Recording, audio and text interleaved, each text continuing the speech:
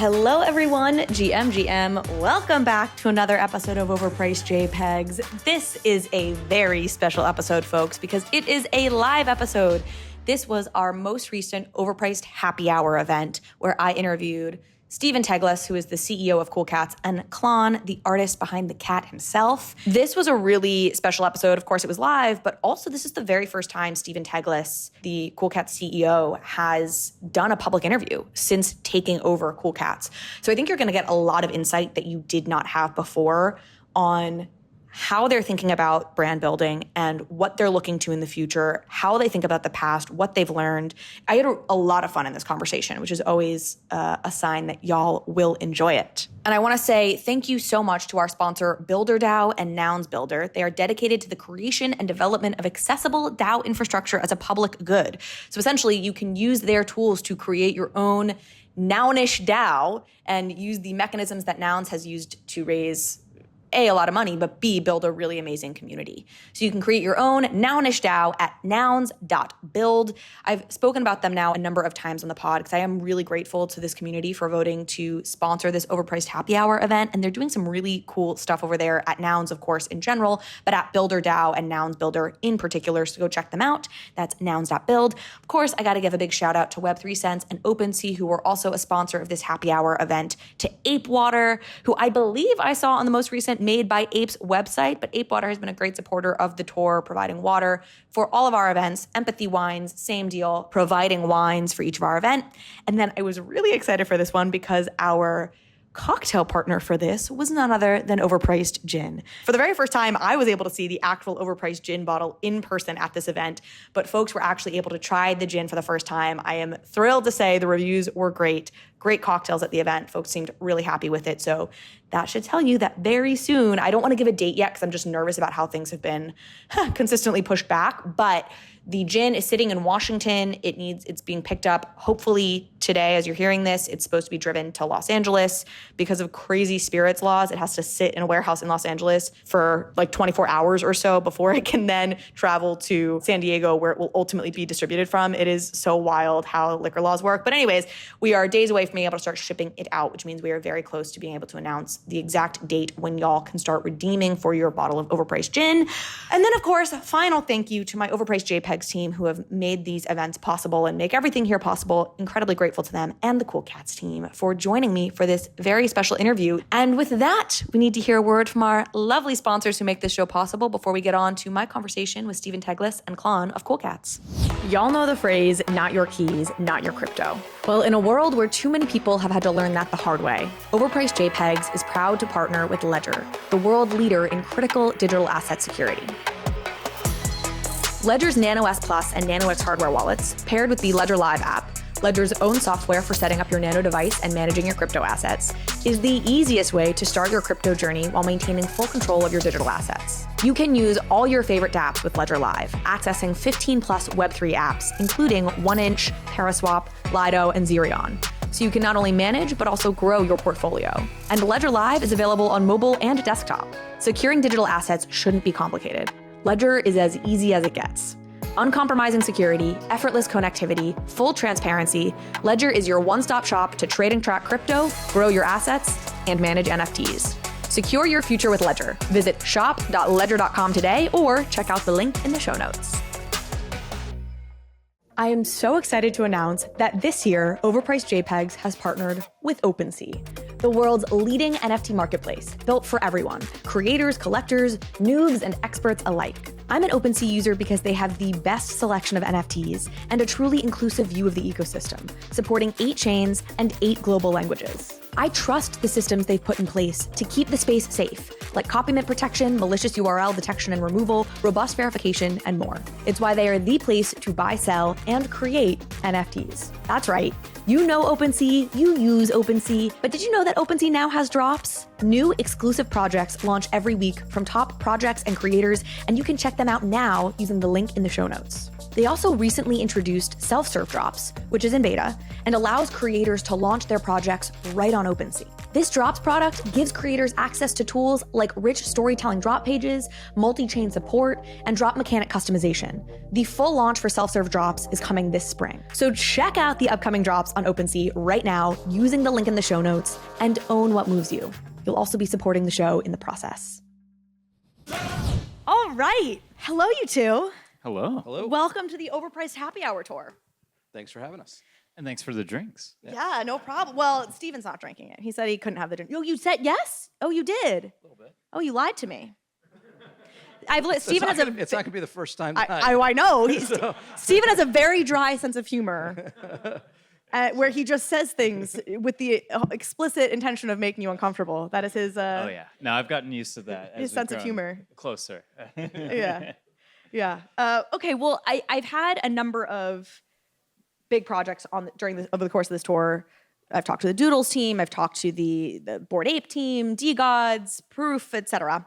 And in general, I'm sort of starting with this question of like, what is the highest goal, highest level vision that you're shooting at? Klon, you are my 4th guest ever on Overpriced JPEGs, which was very fun, back in November of 2021. And at the time, we sort of threw out Hello Kitty as a reference point. So I'm curious if that's still what you would consider sort of the highest level goal for Cool Cats, or if there's another way you would describe really what y'all as a company, as a IP are looking to be. And I'd love, frankly, probably for both of you to answer that. Yeah. So I think for us, that Hello Kitty idea was definitely the start of it all. Was let's get this character out there as much as possible, grow this brand as big as possible, and ultimately make characters that make you smile. I think that's the core of it all.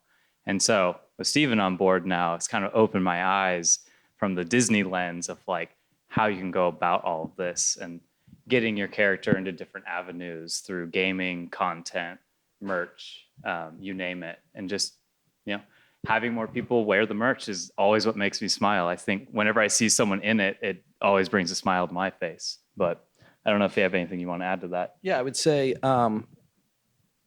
it's about being relevant in the marketplace for an extended period of time. And so, if I rely back on my days at Disney, it was never about this year. It was how do we make sure 5 years from now, 10 years from now, 20 years from now, the brands and characters that we're working on are as relevant, the audience is expanded, and still as beloved.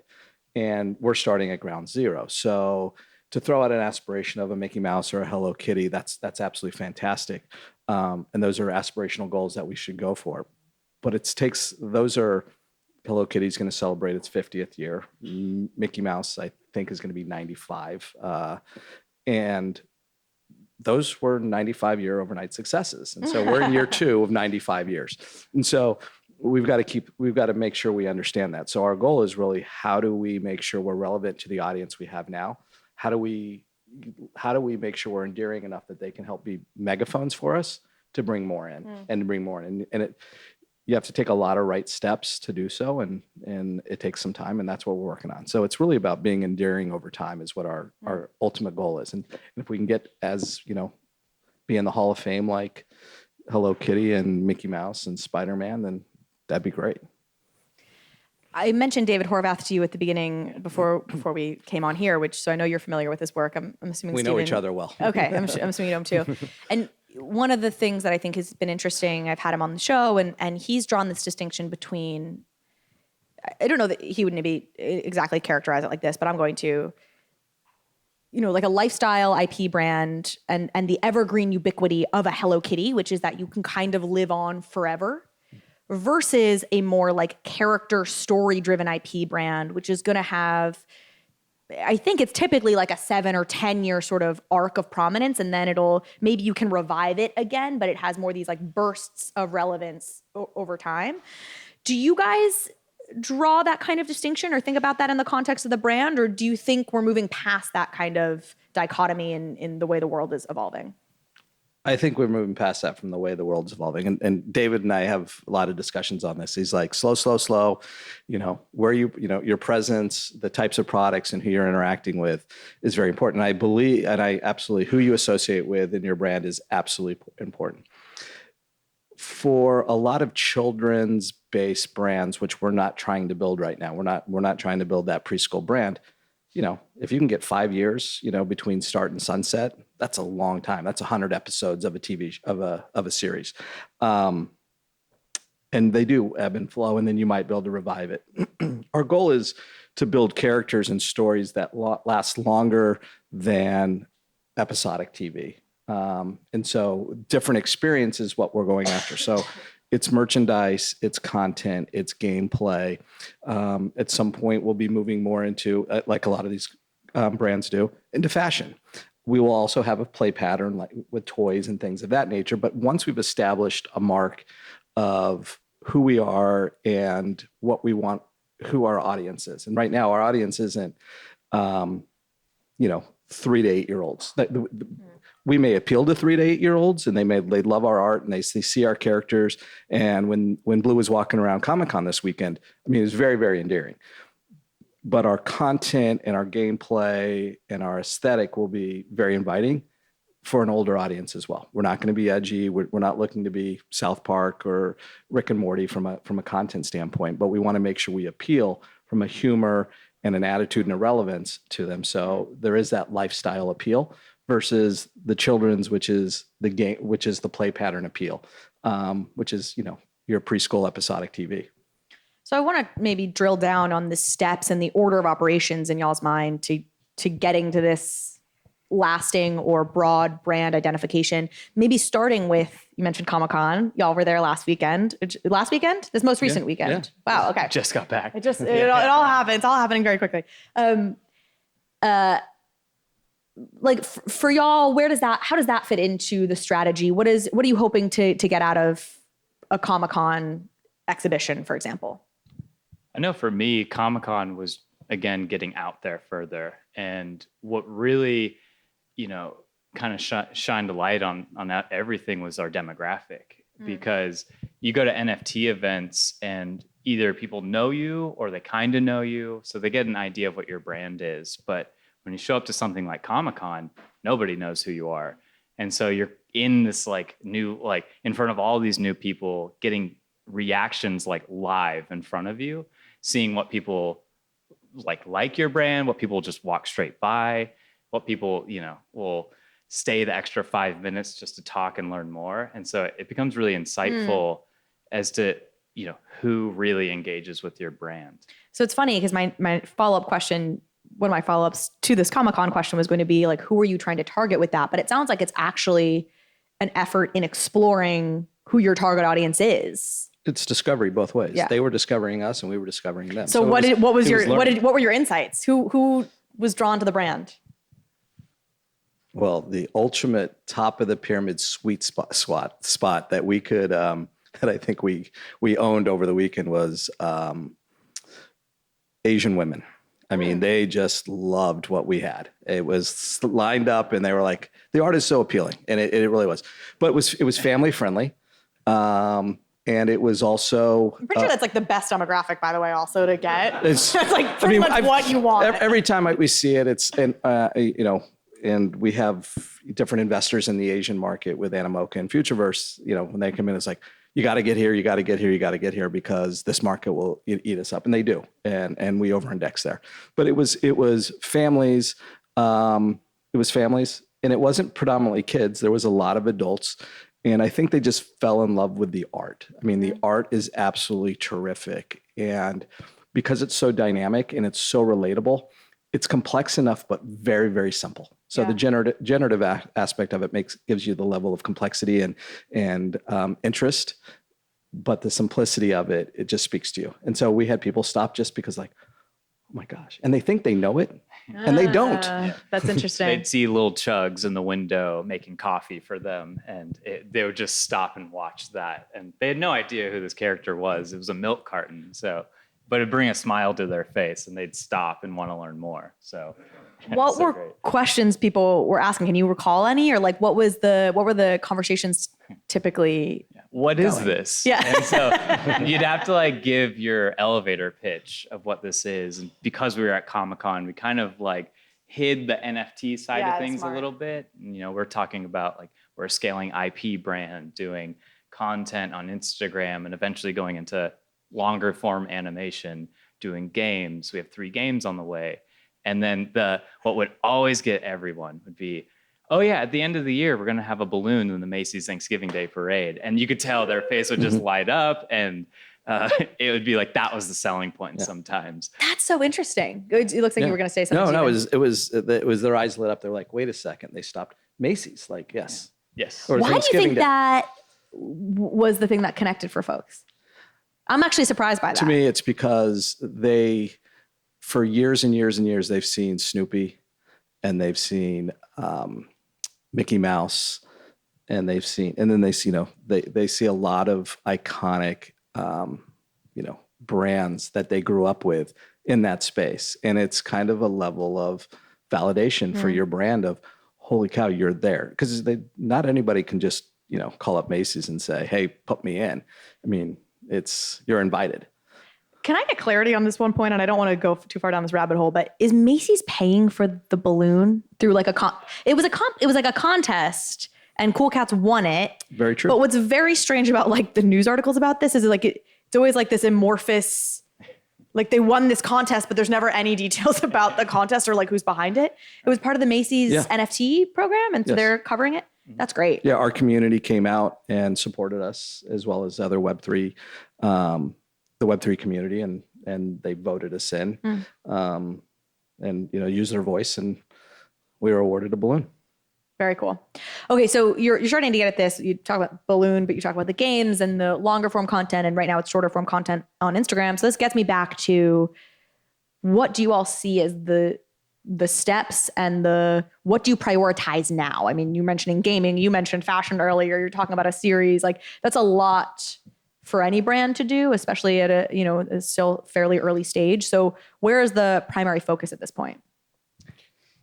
I was going to say, kind of, our whole goal of this year was like a 3-step process. And the first one was to re-engage our holders, get them activated.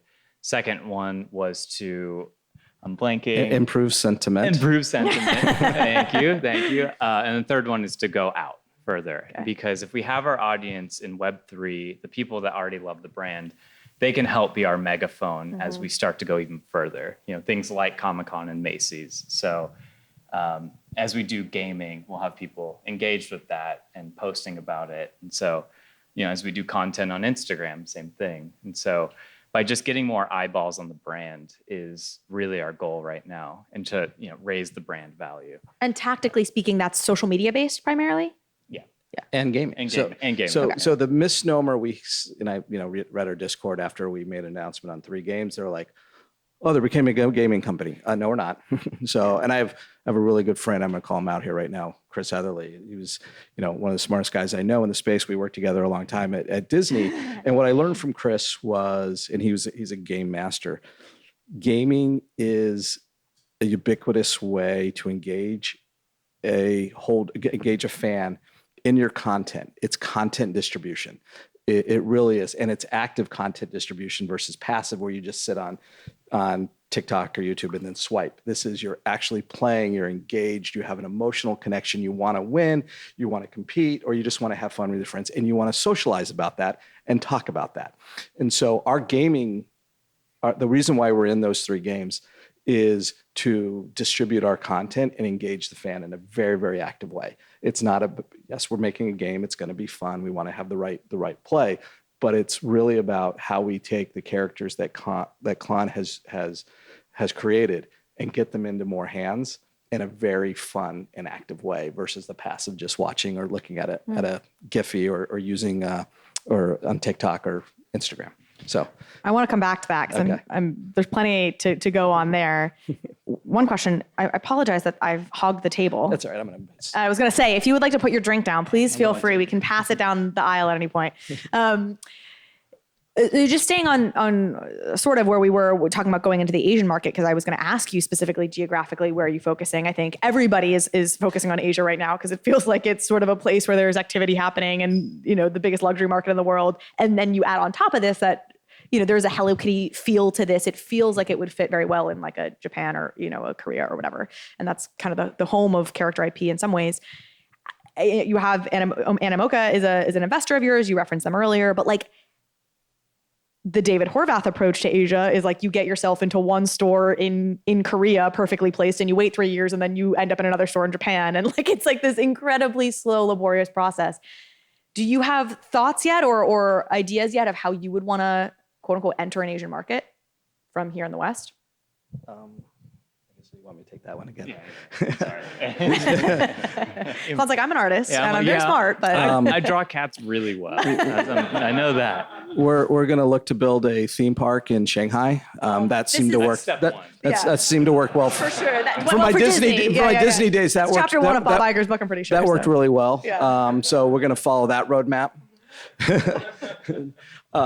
He's kidding, folks. That's that dry sense of humor I warned you about. Yes, we're not. Yeah, we got $6 billion laying around. Our first is through our gaming partners. And so we have two of our gaming partners. One is based out of Singapore. One is out of Korea. So it's two of our games. Who are these? It's iCandy is based out of Singapore, and Inway out of Korea, as well as San Francisco. And so our first step is through engagement that way. The second piece will be partnering with on the ground with activations. And so we haven't figured out what that activation looks like, but it's about how you engage in local activations. I don't want to say it's the same as David Horvath by place, wait 3 years. There is a halo aspect of what David's doing. I don't think you need to wait 3 years, though. And I have in my past been able to do things like that from a halo standpoint of placing and going much faster. But it's going to be through activation, through merch and gameplay to start with. And then content as we move. I've been talking to our partners over there on, do we need to adapt or change the content that we're creating, that we have in our mind, and that we are creating in development for that market? It has to globally resonate. We can't create a separate sub-brand for the Asian market of Cool Cats. And is that content you're talking about in that context, like social and potentially longer form film, TV type media? Long form for us right now is 2 to 3 minutes on a frequent, once a month, twice on some level of frequency that's digestible, because our current audience right now is very small. And so the cost benefit of putting out a lot of content for a very small group is not there. So how do you build it over time and build that following and then support it with IG? I don't know if Threads is ever gonna. Threads was like felt like a shorter version of Clubhouse. God, this is being recorded. I don't want this. You can edit that. But it's then cutting that for your IG and your TikTok. Yeah. Well, this actually segues us kind of well. I wanted to talk, Stephen, about your background in particular. And sorry, Klon, we'll bring you back in here in just a minute. You can tell me why you were excited to work with Stephen, maybe. But you obviously have a big Disney background. You were at Disney for a long time. You were then at Recurse, so you do have that blend of you've worked in Web3 before being with Cool Cats, and then obviously have a decades of experience, I believe, in that kind of traditional IP I was there world. when Disneyland had its first ride. Okay, you're kidding. Yes. Dude. God damn. We'll be in meetings sometimes, and he'll deliver a line like that, and I'll keep going, and I'm like, wait, were you kidding? I'll have to rehash that whole conversation. Disneyland's going to be 60 in 2 years, so maybe even more, I think. Okay, it opened in 55, so whatever that. Okay, really whatever old. that math is. Yeah, it's older. I'm just gonna keep going instead of doing that math in my head. So I guess I'm really curious, for where you feel like your core competency lies and how that impacts the direction of a Cool Cats. And I'll give one more preface before I turn this over to you, which is like I think of a Pudgy Penguins and a Luca Netz, who I think has a kind of clear. He's young, but he's got this clear core competency in like social media advertising in some way and like products via social media. And that's what he's done. And I think that really, you see that thread then in how they're approaching Pudgies. And I'm curious how you would describe that for you. I would say, first off, we have a fabulous team at Cool Cat, so it's not just it's me. Certainly. I happen to be seasoned and have experience and have seen different things work and not work, but I'm learning every day from the team in the space because it moves fast. And what we're trying to build but there's not a playbook. There hasn't been done. I can't go back to my Disney days and said, oh, we just did this. I refer to it a lot. I would say patience is a big piece of it. Being able to some level of trial and error. It's this, while people are patient and they're somewhat forgiving, it stings a lot more in this space. Like, not used to getting, I don't think Bob Iger's getting tweets or Discord messages all the time when they don't like what he's doing. Yeah, when the prices went up at Disney World, Bob Iger, JPEG was not getting DMs being like, "You're the worst. I hate you. You're rugging me." Yeah, exactly. Like what's happening here. So, but I think it's about understanding how the ecosystem all fits together. And for us, it's who is our fan? Who's our fan going to be? Who's it now? Who do we want it to be, and how do we bring them together? Then it goes to the products. And so we already know our art is extremely appealing. So then it's the story and products, and how do they integrate and how do they fit together, and how are they uniquely us? How do we make sure when you look at the art, you look at the characters, you look at the story, they're uniquely us. There's not another cat out there that we look like. Our stories have to be, we can't just take a story from content that's already there and just readapt it for us. It's got to be true to that voice. And I think that's what I bring from my history at Disney, is that authenticity of a franchise and building that franchise plan for the long term. It's not just today, it's 3 years from now, 5 years from 10 years from now. And we have some very, very smart people that work with Klon and I on the team that help us think through that integration when it comes to product and gaming. We have, you guys heard we're going to do pets. We have to redo pets because a year and a half ago, we tried some things.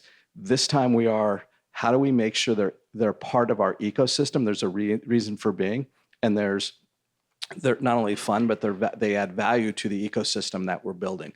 And to rethink through that took us some time to make sure our decisions are deliberate and they're long term. I have an egg. Does that mean do I be involved in getting this next iteration? I see you're an active member. Yeah. Sorry, guys. I'm sorry. Discord, admittedly, overwhelmed. You've been busy. Always have, yeah, you've been busy. We'll help you hatch your egg. Yeah. Okay. Appreciate that. We'll talk about it. You're not gonna, well, let me ask it this way, which is maybe a little bit pointed, but like I feel like at Disney, you were obviously very involved in a lot of these franchises, but particularly on like a deal making side, right? In Yes. the like getting the franchise out there through products, and I forget what your title was, or I'm sure you held many over the years, but less not in like the original creative side. Like, is there a gap in the creative storytelling side on your team? Do y'all think? Yeah, there absolutely. I would even say yes. Yes, yeah. And that's why we're looking for, good question then, huh?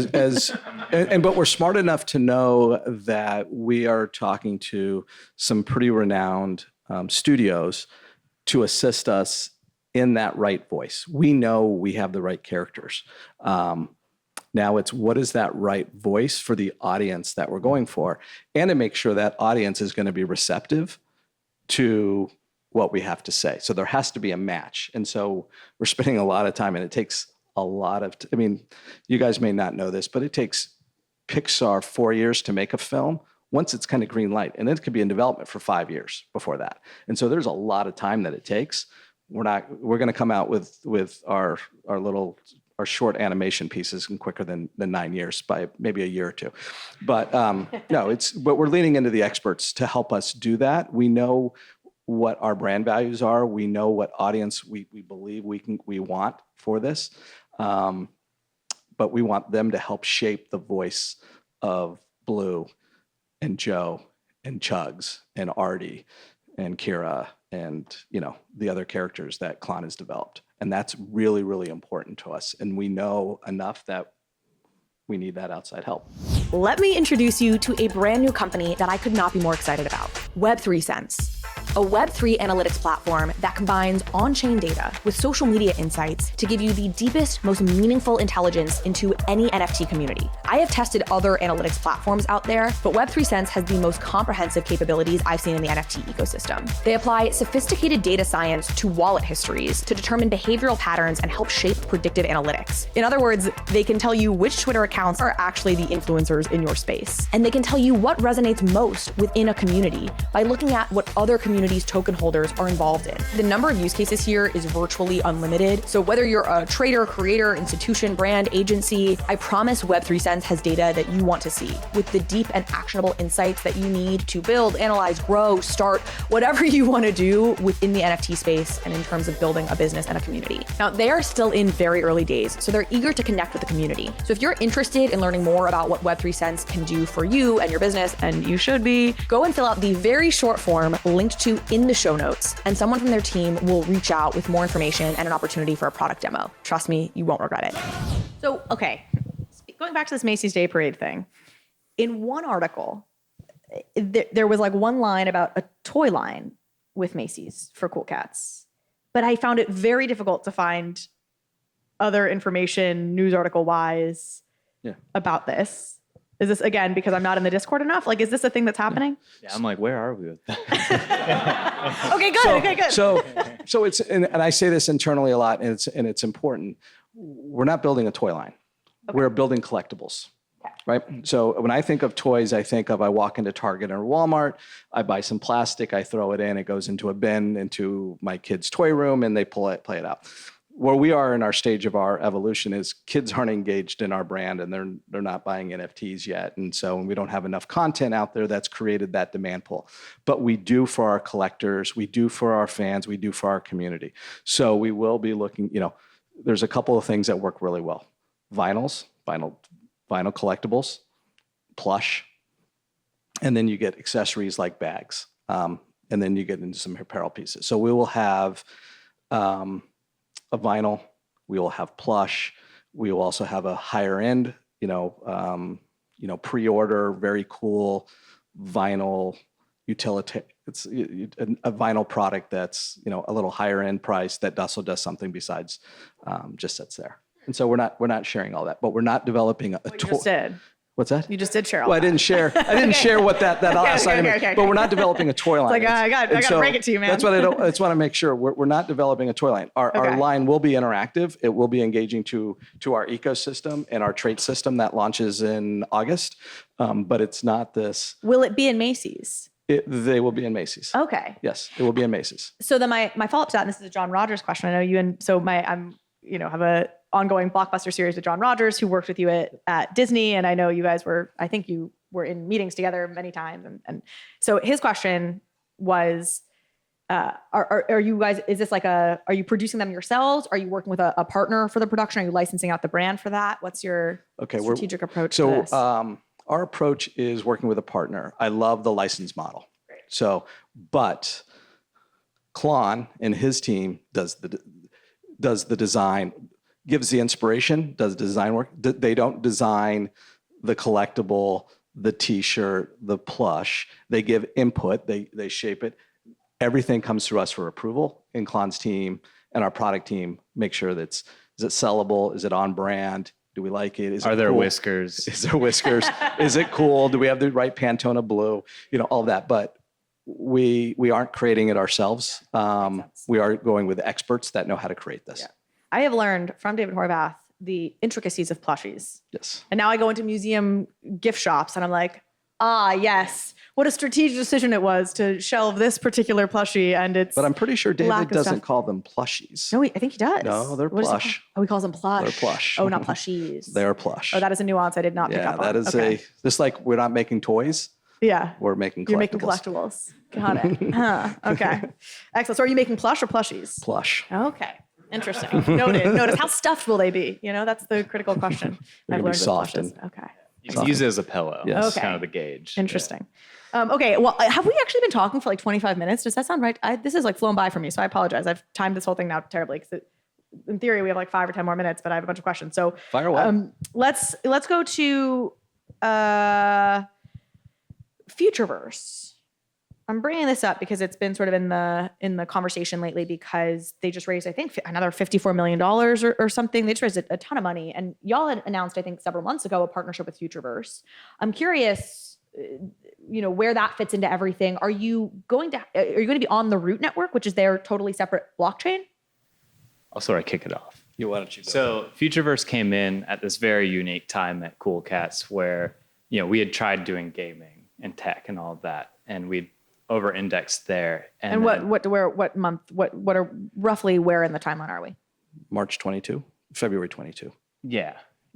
Of like, that's kind of where we went with that. And then later in the year, Futureverse came up. And we had long discussions about that. It was not any quick decision.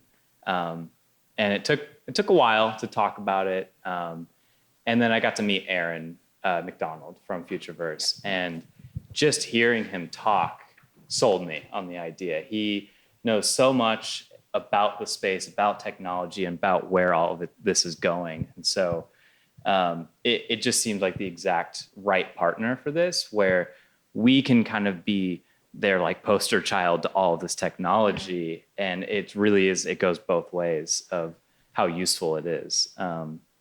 And so does that look like these characters living within the universe of the Fluffs, or like where does... Oh my God. Yeah, they're going to live. No, absolutely not. Yeah. Aaron said this to me, and it's always been my favorite thing to say. He's like, look, Klon, I understand the power of your IP. Would you put an AK-47 in Harry Potter? And like, just that one line was like, you're right. Like, certain IPs are don't never I don't think match. he said that on shout out, you should check out my interview with Aaron McDonald on Oh, Overpriced nice. JPEGs. I didn't know And you interviewed him. I've had him on before, and Yeah. I think he used that. It's my analogy. favorite. It's very line. good. I was like, it just like made so much sense. Yeah. I was like, yeah, you're right. Like, you wouldn't mix those IPs, and so he understands the power of IP. And I mean, there's probably a lot of people who would love to see an AK-47 in Harry Potter, and that would right, do right. very well, Yes. frankly, Yes. content-wise. Yeah, JK would roll over and, and kill somebody if that happened. But the year was.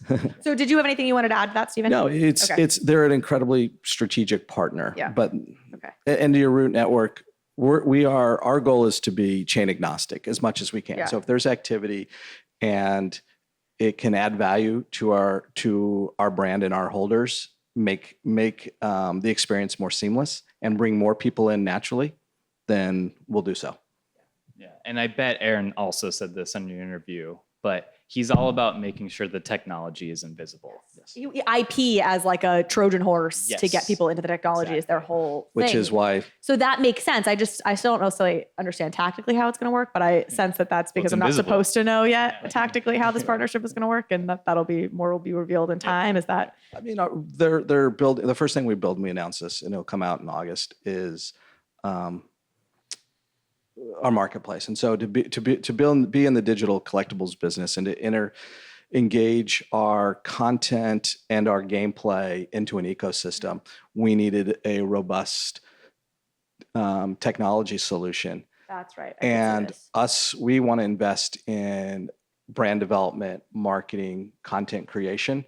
And so we leverage their expertise to help us build that for us. So you'll have a marketplace on the Root network. It'll be EVM Poly. Right. Okay. Well, And then- they're EVM compatible. The Root network And is. so, and then if we want to choose Root, we will, but Got it. Okay. Okay. I want to just turn a little bit to the past here, because and again, maybe this is me not hanging out in the Discord enough, but Stephen, there are not interviews out there with you, which is, I'm very honored to have you here right now, because I, try and do my homework, and I was trying to find other past interviews with you, and I really couldn't. So this is a big moment, but I want to talk about, what you guys, your interpretation of the last year and a half, perhaps, for Cool Cats. And if I can put it this way, and like, what went wrong? Like, how would you guys diagnose what happened, which felt like Cool Cats was on this trajectory and one of the top projects, and then, around the time of the pets and the games and the token, like, obviously things changed, but from my perspective, it was felt a little bit more like a bleed out than like a blow up. I don't know if that's what it felt like on the inside, but it didn't feel like one of these things where you guys just completely blew up in some profound fashion by any means. It just sort of slowly became less relevant a bit. So what's your interpretation or diagnosis of sort of what happened, and maybe what have you learned from that? Yeah, I mean, for sure. Yes, let's start with you. For me, it was sort of just the wrong direction. It was not focusing enough on the IP, the thing that people bought into in the first place. And was that by focusing on the milk token and quests, or? Absolutely. And I think it was a little bit of just the market at the time. Like, if you think back to November of 2021, gaming and tokens was the biggest thing. CyberKong's banana token yielding like $200,000 a year or something, you know? And rumors of ape token were coming out, and we just happened to come out first. And it was sort of this experience that, as Elu, another founder, and I say, it was an experience nobody asked for.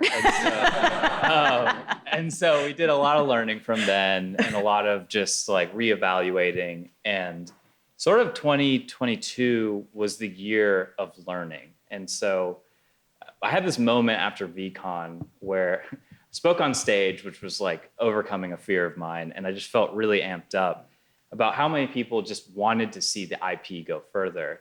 And so what was great is that we had already been developing Cooltopia NYC, the exhibit that we did in New York City. And that was sort of our last little Hail Mary to show people that you can engage with this IP in a different way.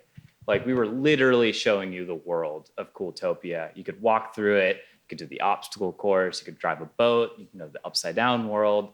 And that just sort of confirmed that this could work. And so from that moment, the rest of the year was finding Stephen, honestly, was finding a new CEO, someone who really understood the power of IP and where we could go with that. And if it wasn't for Cooltopia, I don't know if I would have met Stephen.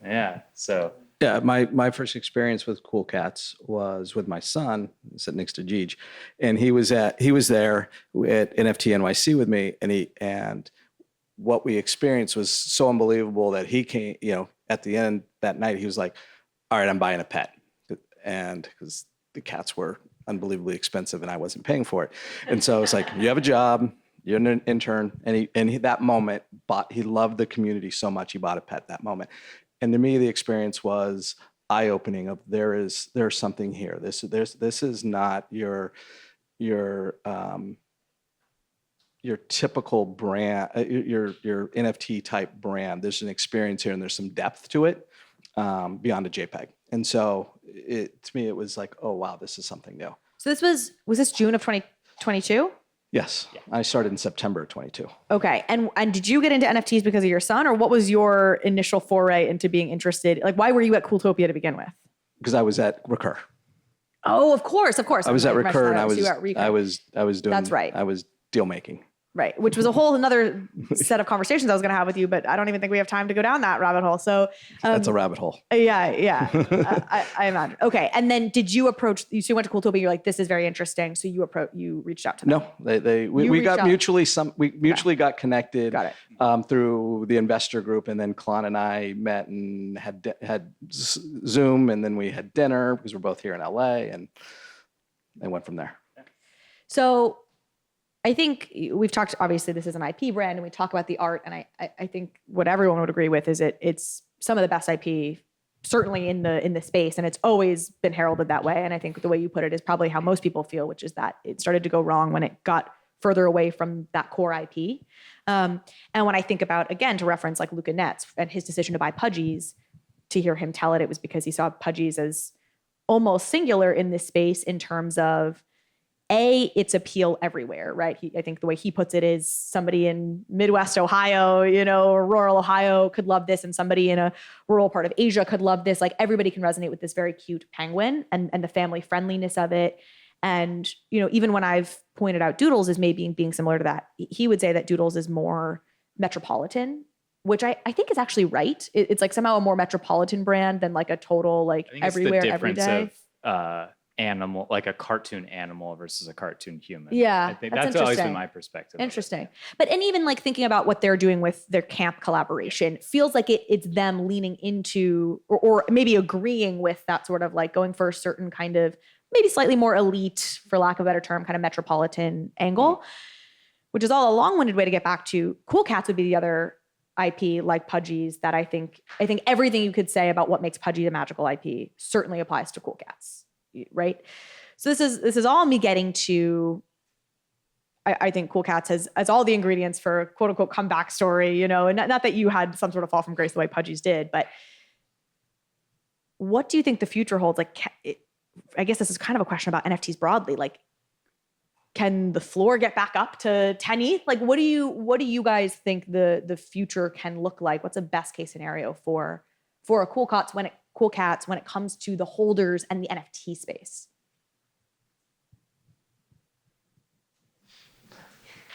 Take your time. Talking about the market. So, no, I think the market needs to heal right now. I think we went through a crazy moment in 2021, and we're seeing that across every project. Sort of the second you kind of do one thing wrong, floor price goes down. And so, I think we're in a state of like every project is kind of realizing, Doodles and Pudgy, since we were talking about that, Pudgy went out into Amazon. They were at Comic-Con with us. Doodles is doing camp. I think it's going outwards now. It's like everyone who's in Web3 is in Web3 right now. So you have to find new ways of people, interacting with your brand. And I think IRL experiences is one of the best ways. But that's sort of the new move right now. And I think it'll take a little while for people who don't like Web3, because we know there's so many people who hate the word NFT. What? That's new. To kind of show them a new light of what all of this is and the communities. I think that's the biggest thing is there's so much like community and almost like family to this that once they understand it goes like a layer deeper than just the JPEG, that it might start to broaden in the space. And then, collections are already so scarce. So maybe they'll go up again, but we'll see. We do our best. I got an answer to that. So we value our holders like they are sacred, but they are very, very endearing to us. We have 12,400 holders between our Shadow Wolves, our pets, and our Cool Cats, and they're all very, very meaningful. So over time, do we want to see appreciation in those rare collectibles as we build the space? Absolutely. The way we do that, though, is focused on doing what's right for the brand. And there was a pivot in the space and with us when I started, and not because I'm not saying I brought this in, but there was a lot of time even when I was, previously, is how do we bring the fans or the masses into Web3? And we were all like, how do we bring them into Web3? How do we bring them into Web3? And we have a different point of view. Is we value all of our holders, and they are our originals, if you will, and we got to take care of them. But we're not trying to bring the masses into Web3. How do we bring our brand to the masses in an authentic and unique way where they already reside? And we feel we're doing that. And our first step is through gaming. We can get our IP in, if we do this right, millions of hands in a very, very quick way, in an engaging way that they get to touch every day. And then there's merch, which is, a little further down from a content distribution aspect. But when you're playing with merch or you're holding it and you're doing, it can be an active aspect, but it's a little bit further down. The very, very bottom of that funnel or that pyramid where we think it's content up front is NFTs. And that's where your evangelists lie. And they can help you replenish the top if we do it right. And so I see the funnel going down. NFT and those original holders, or the holders that are still part of us, help us be megaphones to bring more back into the top of the funnel. We'll engage them with content. We'll engage them with social media. We'll bring in gaming or merchandise or experiences. And then if you really become this ultra fan, it's also casual fan of watching something on TikTok versus playing a game. When you wear a T-shirt, and I have a lot of experience in the kid space, I'll go to, if I could get a child to wear a backpack, make their bedroom, so princess, if they would wear a princess backpack, princess bedroom, princess costume, princess birthday party, I had them. Because they're telling the world I'm all about princess. If they had some princess dolls or princess T-shirt or princess pajamas that nobody sees, the casual fan. But if I got them to do their birthday party, or Chris did, if Chris got them to do their birthday party, or I got them to do their bedroom when we were back at Disney, we had them. And so that's kind of the funnel, and we've got to start above. This is NFTs is our princess bedroom, our princess birthday party, our princess costume. It is. And so if we get them, then they'll start broadcasting. This is what I'm all about, and people will be curious. how do I check this out? And so is the theory there, like, make this the value back to the original holders will be from people loving this brand so much. Your theory is that's what'll drive the value. There's back. scarcity. There's only 10,000 cats, or there's now 9,965. We have, but we're not minting anymore. That's it. So if you want the original Pokemon card, there's limited supply. You pay. You want to be part of that. Are there special holder experiences that'll be baked into these games? And maybe that's a way to get into, and this sort of the last thing I'll ask about here is just like, what can you share about the games that you're planning on releasing? As that seems like the first big next thing to come. Right. 3 different genre games. The first one will come out will really be more of a holder experience for an upcoming mint of one of our characters, and so that'll be a game to earn points, and it will go beyond that. So we'll type. But if you're a holder and you're cool score, we also want to make sure we're rewarding engagement. So we want an active community. We want people who are engaged in the brand, who are active, who play the games, participate in our events. You will get certain, just like if you have a wearable in a game and your wearable is rarer than somebody else's, you might get, quicker XP, or you might get quicker rewards or quicker game scores in doing so. We will make sure part of our traits, part of the metadata of your cat, your shadow wolf, or your pet is recognized and rewarded based on that. But it's not just going to be because you held, it's also because you engaged. And so that's all being factored in. It takes a lot of time with a small team to work with a third party also who's making the game to bring all that together when you have 3 games, a trait system, and a marketplace that's all coming together and more characters to think through how does all this work? And Clown and I are very fortunate. We have some really smart people that we get to work with every day to make that happen. Okay, last question, and then maybe we'll take 1 or 2 from the audience, and then I'll wrap it. How many people are on your team? Easy question, I suppose. Last question. I think or the hardest one I've asked yet. Is it 730 worldwide? No, 20, about 25, including our Discord mods. But our big teams are in our social and our creative and our marketing. That's where we really lean in. I'm going to take some audience questions. Do folks have questions? Yes, we've got one right up here up front. Why don't you, I don't think we have traveling mics, so you say it and I'll repeat it. Okay. So you've been talking about gaming, and I'm glad that you touched upon that. There's a through line where gaming is going to bring a different audience to core cards and the IP. The first game you did touch on will pretty much be updating metadata, as you said, and will be kind of geared towards maybe like a blockchain type of game. I'm curious if you'd want to do gaming that is more Web 2 based to have different audiences. So the question is, you're talking about gaming as a big part of this, and the game you just mentioned then was like an updating metadata, feels like a very Web 3 oriented game. What are your plans, or do you have plans to really actually orient to Web 2 games? Okay. I'm glad you asked that too, because I think you said there's 3 categories of games. There's 3 genres of games. You got into the other genres. All the games are, and we had a lot of debate about this. Our games are Web 3 friendly. They're Web 2 games. Our goal is to expand our audience through gaming and bring in a new audience who, it's part of it. We want to make sure we are entertaining and our holders and our communities having a lot of fun with it. But we're also bringing in expanding our audience in gamers through discovery of playing the game. They will be Web 2 games with Web 3 friendly, meaning your NFTs you'll be able to bring in 2 of our games, you'll be able to bring your character in and play as your avatar in one. The other one will be a 2D, so you'll be able to bring in your character, but in 2D form. The first game will come out is not going to be you bring in your character. It's more of it's a Web 2 game. I wish we could talk about this yet.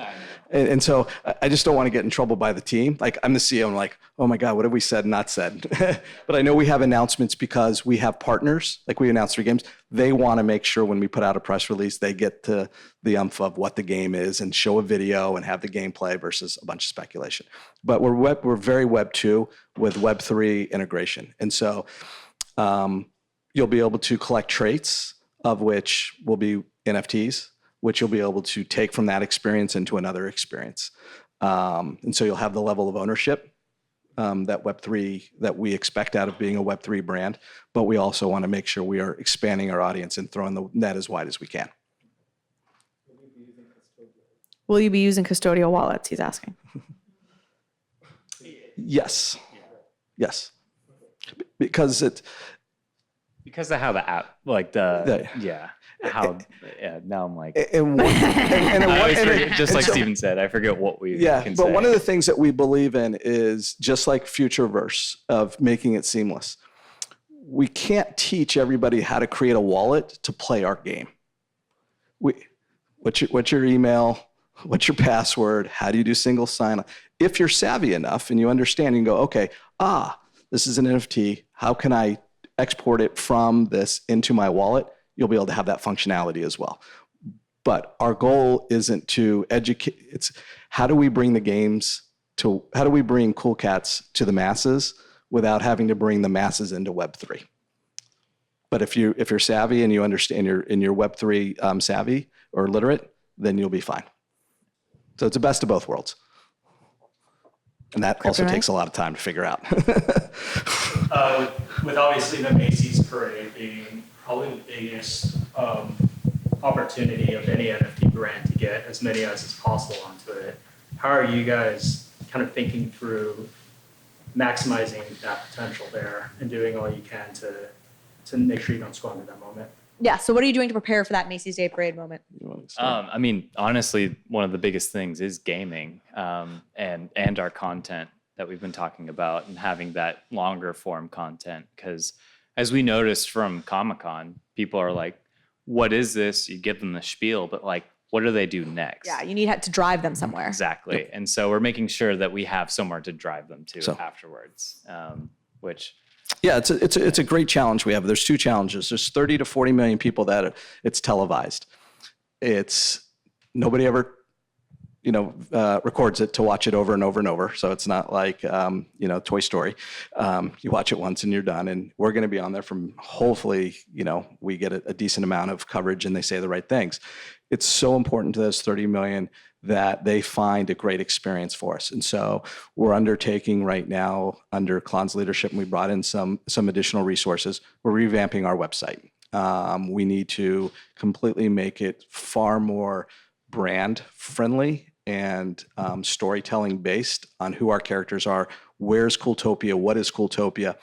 That's one aspect. We also want to make sure as part of the marketplace, we have an ecosystem there that also plugs into our gaming and our trade system. So if you drive there, you'll see some animation, you'll see our comics, you'll see some storytelling, but you'll also be able to engage with a Cool Cat with our Explorer version, which is your entry-level base cat that in the Cooltopia world that you'll be able to collect and do traits with and bring them into the games immediately. We'll have our animation piece as well. Then we have another great opportunity because there's about 3 to 4 million people that attend and watch the parade every year in New York City. So how do we activate those on the ground that are watching, but also bring an in real life experience to them as well? And so we have been working through these plans, and they keep getting, fine-tuned and tweaked. We were on with Macy's today. Again, I can't tell you what we're doing, but remember the really cool idea from, they liked it. Yeah. They liked it. So we got another step. Almost alpha, guys. It's almost alpha. I can't tell you. Yeah. They liked it. No, it's so harebrained. It's so harebrained. Because we've been talking about this for a while, and we were all like, "Well, we got to pitch it to Macy's." We're so brand protective, like Klon and I and the other people on our team. That's our brand. This is Macy's brand. Can they do it? But it's fun. It's cool. It's engaging. It's social. It's viral. And so we have this idea. So we'll find out in November. Well, if we get it. I found that out. He wasn't at our Macy's meeting. He doesn't. Alpha. We're too small to have all of us go in the same meeting. So it was, yeah. So yeah, we don't. We talk every day, but not like. Sure. He would have found out. Okay, last question. One more question. Anybody? One more question? If not, it's pizza time. Great. Final comment. Do you want the mic for a My comment? stepmother, she used to always wake me up and be like, you have to watch the Macy's Day. So that is something that has been passed on to me. Like, I probably will also make my children watch it. And it's just like a tradition. So I wish you luck with all of that. Thank you. That was a comment about the significance the Macy's Day Parade holds for her, and I think I for watched many it of us. with my grandfather every Thanksgiving. And so like, it's kind of this like full circle moment of, I wish you could see it. It's like, it's just crazy to have like my own character. Yeah, to us, it's a validator. Well, thank you both so much. I really, really appreciate you being here. Stephen, I appreciate you being here. Yeah. You haven't done a lot. Yeah. Shake your hand. I'm glad he was here. I do want to comment on that. And Klon and I talk about this, and as a team, we talk about who we associate with and who our brand is associated with. And in our space in Web3, we feel we have two really big obligations.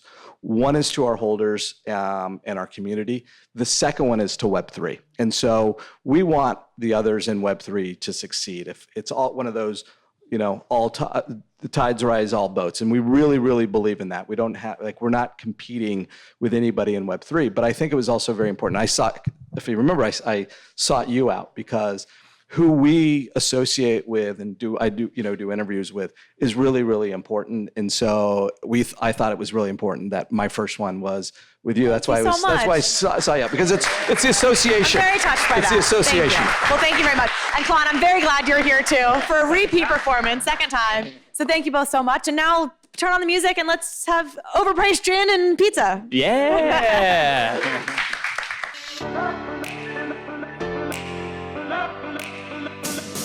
Thank you so much for watching this episode of Overpriced JPEGs.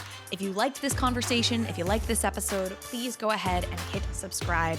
It helps me out, it helps the show out, and it means you will get alerts and updates when we post new content. Thanks again.